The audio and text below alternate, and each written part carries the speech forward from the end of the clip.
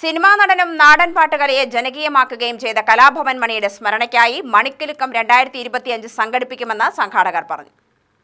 Voice of വടക്കഞ്ചേരിയുടെ ആഭിമുഖ്യത്തിൽ തനത് നാടൻപാട്ട് ശൈലിയിലുള്ള പാട്ടുകൾ ഉൾക്കൊള്ളിച്ചുകൊണ്ടുള്ള സംസ്ഥാനതല മത്സരമാണ് നടത്തുന്നതെന്ന് ജനറൽ കൺവീനർ പി ഗംഗാധരൻ വാർത്താസമ്മേളനത്തിൽ പറഞ്ഞു. മാർച്ച് 4, 5, 6 തീയതികളിലായി വടക്കഞ്ചേരി പ്രിയദർശിനി ബസ് സ്റ്റാൻഡിന് സമീപത്തുള്ള നാട്ടരങ്ങ ഓപ്പൺ വേദിയിൽ വെച്ചാണ് പരിപാടി. പാരഡി ഗാനങ്ങളോ കോമഡി ഗാനങ്ങളോ അല്ലാതെയുള്ള തനത് നാടൻപാട്ട് ശൈലിയിലുള്ള പാട്ടുകൾ അവതരിപ്പിക്കുന്ന ഗ്രൂപ്പുകളെയാണ് മത്സരത്തിൽ പങ്കെടുപ്പിക്കുക. ഒന്നാം സമ്മാനമായി 50,000 രൂപയും, രണ്ടാം സമ്മാനമായി 25,000 രൂപയും, മൂന്നാം സമ്മാനമായി 15,000 രൂപയും ലഭിക്കും. ഇതിനു പുറമെ ട്രോഫിയും ഉണ്ടായിരിക്കും. 7 മുതൽ 15 വരെ അംഗങ്ങളുള്ള ഗ്രൂപ്പുകൾക്കാണ് മത്സരത്തിൽ പങ്കെടുക്കുവാൻ യോഗ്യത. മാർച്ച് 4-ന് പ്രശസ്ത കലാകാരനും കലാഭവൻ മണിയുടെ സഹോദരനുമായ RLV രാമകൃഷ്ണൻ പരിപാടി ഉദ്ഘാടനം ചെയ്യും. പ്രശസ്ത കലാകാരൻ പ്രണവം ശശി മുഖ്യാതിഥിയായിരിക്കും. നാടൻപാട്ട് കലാകാരന്മാരായ ജനാർദ്ദനൻ പുതുശ്ശേരി, മണിത്താമര, ജെയ്സ് ജോസ്, സിനിമാ സംവിധായകൻ അരുൺ രാജ്, ഗായകൻ നരേൻ പുലാപ്പറ്റ, നാടൻപാട്ട് കലാകാരൻ കുമരേഷ് വടവന്നൂർ തുടങ്ങി നിരവധി കലാകാരന്മാർ പങ്കെടുക്കും. മാർച്ച് 6-ന് വൈകിട്ട് നടക്കുന്ന സമാപന ചടങ്ങിൽ സിനിമാ നടനും തിരക്കഥാകൃത്തുമായ വിപിൻ ജോർജ് പങ്കെടുക്കും.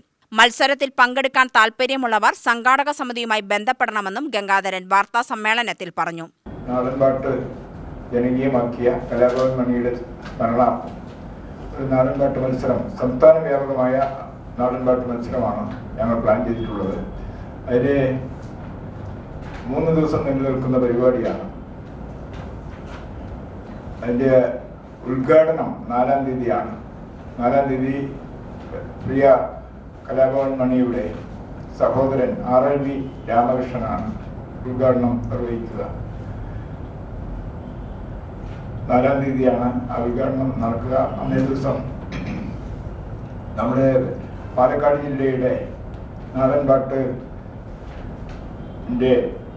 പ്രധാനപ്പെട്ട നാടൻപാട്ടുകാരനായ പ്രണവൻ ശശി അന്ന് ആ പരിപാടിയിൽ പങ്കെടുക്കുന്നുണ്ട്. 5-ാം തീയതിയും 6-ാം തീയതിയും മത്സരത്തിൻ്റെ മറ്റ് ദിവസങ്ങളിൽ 6-ാം തീയതി സമ്മാനദാനം ഉൾപ്പെടെയുള്ള പരിപാടികൾ ആസൂത്രണം ചെയ്തിരിക്കുന്നത്. ചെയർമാൻ പള്ളിക്കാട് മോഹനൻ, സന്തോഷ് കുന്നത്ത, സണ്ണി, AM ഷിബു എന്നിവരും വാർത്താസമ്മേളനത്തിൽ പങ്കെടുത്തു.